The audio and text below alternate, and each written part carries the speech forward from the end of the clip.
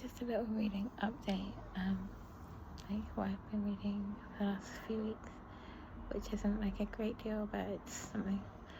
So I'll just quickly mention books I've been reading. So I'm still reading Circe by Madeline Miller.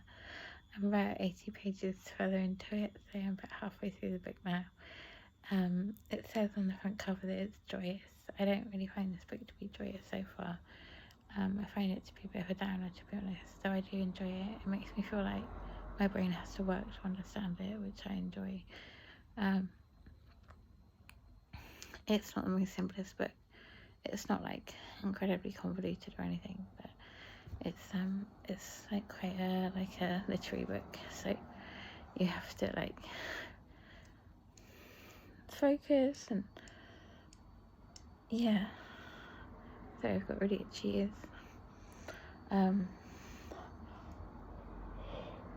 Excuse me.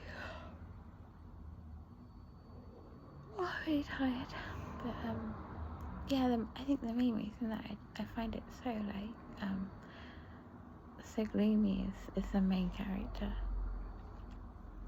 She's like a lesser goddess, so she's quite resentful and bitter towards those that are like more fortunate than herself, and she's unappealing in other ways as well. Like she's just generally a bit gloomy. She does have some redeeming qualities though, like she's nurturing and caring, and she also has a bit of a sense of humour, but overall the book's like a bit like draggy because of her negative personality so far. So I'm quite interested to see how the book progresses and whether I find it more like compelling going forwards to read more.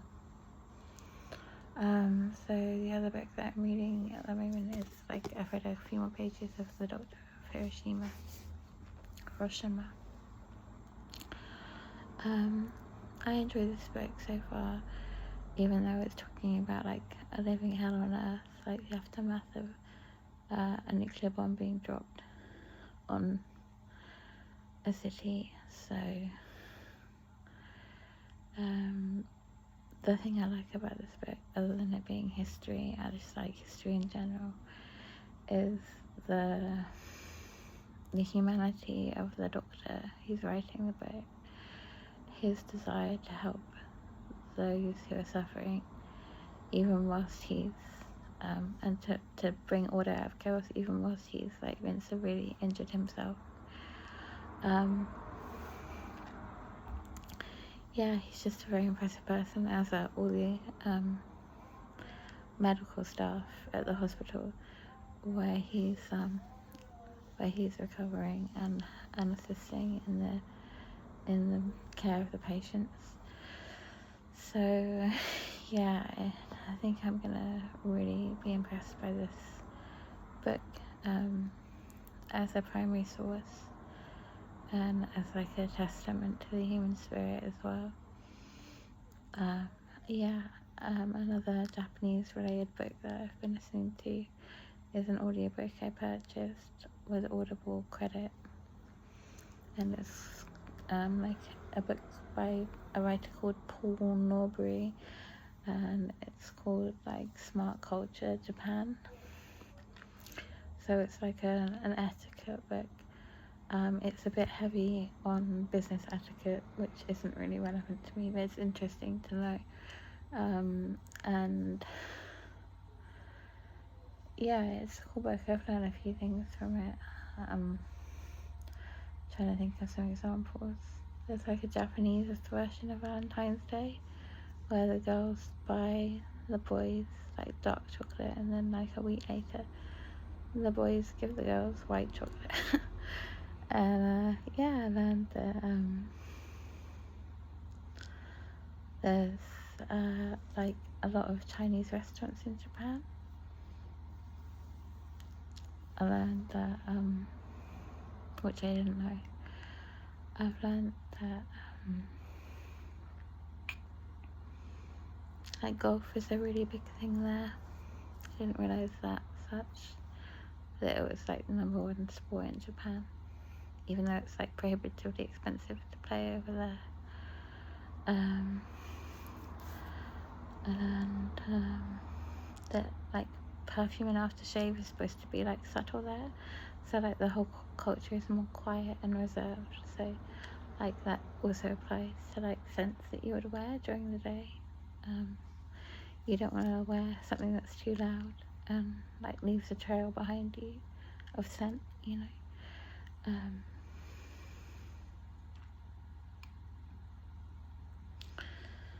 And yeah, the notion of like saving face or losing face is so significant in Japanese culture, and you're kind of responsible for others not losing face in public as well, like your friends, your family, strangers, like everyone's responsible for everyone, like to maintain their own reputation, if that makes sense. Not really, I'm tired, but you know what I mean. Like everyone is responsible for everyone else's like sense of dignity and like avoiding embarrassment and humiliation. The writer says that like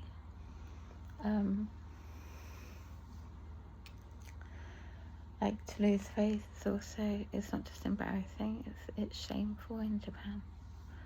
So there's like a shame culture rather than a guilt culture over there. But yeah, it's a really interesting little book. I've got 20 minutes left to listen to it or something. But tonight I'm going to read more of I was going to read more of Dr. Hiroshima, but I'm going to read a chapter of Circe because I want to get it finished soon. I might also watch some reviews, like spoiler-free reviews. Not sure, just kind of intrigued to know what other people think of this book. I know that her other book, Madeline Miller's other book, The Song of Achilles, is a really big book on book talk, and I think people were like amazed by the ending of that story, so maybe she uses the same writing technique in this book, and I'm gonna be like devastated by the end somehow. We shall see. I did, as you probably might be aware, I did finish The Absorbent Mind by Maria Montessori. Absolutely loved it. Such a cool book. Such an important book as well. But with that being said, I think I'll like end the video here. That audiobook I listened to was a bit short, so I need something else to listen to. I think I am gonna purchase Black and British by David Olusoga, or his book on African culture and history. That looks really cool too.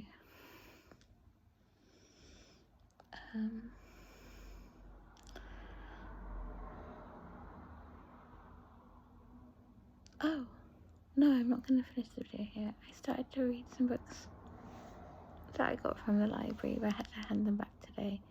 I might take them out again. I couldn't work out how to renew on the little machine in the library where I read a little bit of the first chapter of this Russian Revolution book by a writer called S.A. Smith, a historian. I did really like it. Excuse me, I'm gonna vape.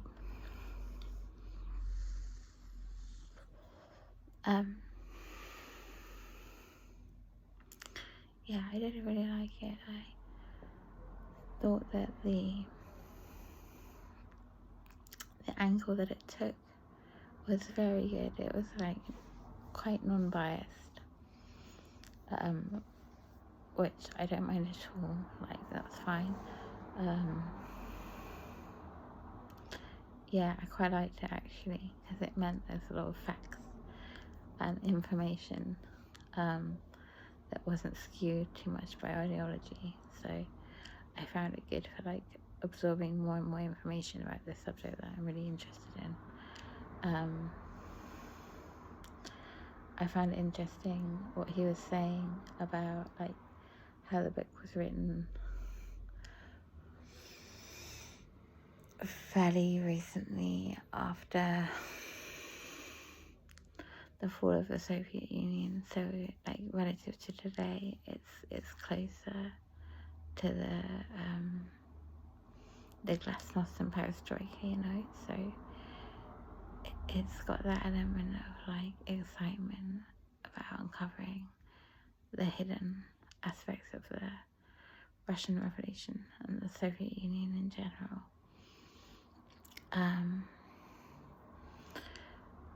I thought that it was, I wish I had brought my notes into the bedroom, because I took notes on the book.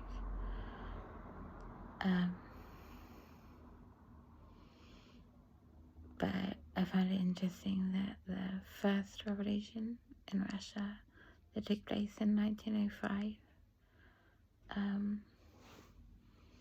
I'm not sure actually, the book didn't make it too clear whether it was the February 17 revolution or the 1905 revolution, where it was essentially started by women in celebrating International Women's Day and demonstrating over the cost of living that like sparked the revolution and sparked others to get involved and express their discontent with the autocratic Tsarist regime. So yeah, that was something that I'd forgotten or that I'd never learned. Another book that I looked at from the library and took a couple of notes on, like a few pages in the book, was a book called The Cambridge Introduction to Jean Rhys. I forget the writer, I'm really sorry. I can link it down below. I read a little chapter in that book about the context of Jean Rhys being that of modernism that she was writing, started writing during like the period of high modernism, and how she was influenced by French modernist writers while she was living in Paris, to use like stream of consciousness and ellipses to represent more accurately like perceptions and experience as human beings. And the book went on to say that whilst modernism is thought of as a European movement, it obviously was influenced by non-European art, and also that each colonized country kind of like reacted to modernity in their own way with their own modernism, if that makes sense. So yeah, he was saying, or she was saying, whoever the writer is, was saying that Jean Rhys was like a not uniquely, but essentially Caribbean writer who championed the underdog like so strongly, and that's what I like about her, like how she shows society's like hostile reaction to those who refuse to like fit into expectations of them.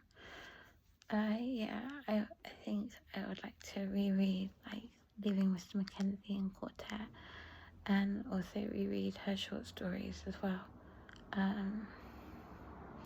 I read Voice of SOC for the first time by her recently, like within the last like 5 years, and whilst I enjoyed it, I think it was my least favourite of her books.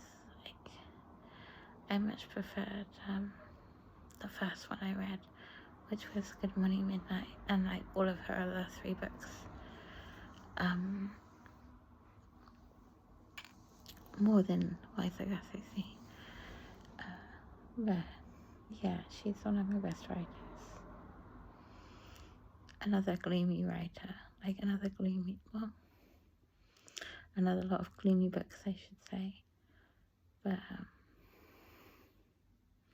they're just so well done. And again, the characters are like so relatable.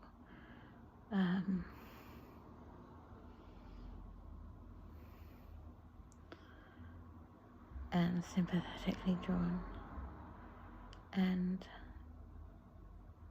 Serve is like a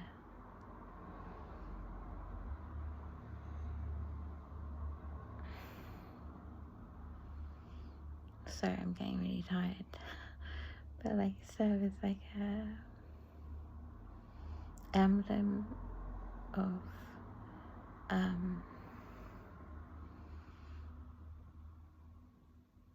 the way the modern world is so violent towards difference, and also just like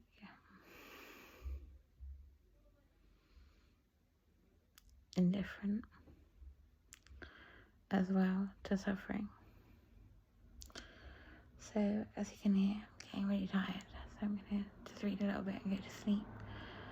But I hope you've enjoyed this video. I might leave in the description, like, play it ×2 speed, because I think I'm talking really slowly. But yeah, take care of yourselves, and I'll be back again soon with more videos when I've read more books. I've read at least one of these books that I'm talking about now. Yeah, take care.